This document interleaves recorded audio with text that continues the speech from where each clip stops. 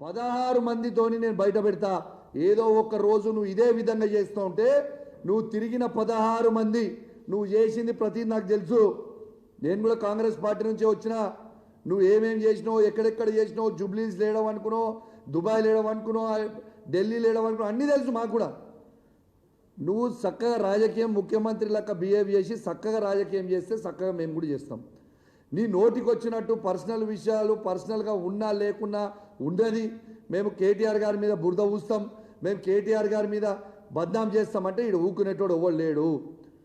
ఇవాళ కేటీఆర్ గారు కడిగిన ఆనముత్యంలాగా బయటికి వస్తాడు. ఇలా ప్రజలందరూ కూడా కేసీఆర్ గారు, కేటీఆర్ గారు, హరీష్ రావు గారు కావాలని కోరుకుంటా ఉన్నారు.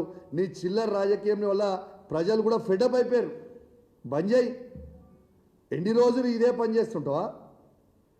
నేను మళ్ళీ చెప్తున్నా, ఇవాళ రేవంత్ రెడ్డి గారు ప్రతి యాక్ట్రెస్ కూడా చాలా జాగ్రత్తగా ఉండాలి.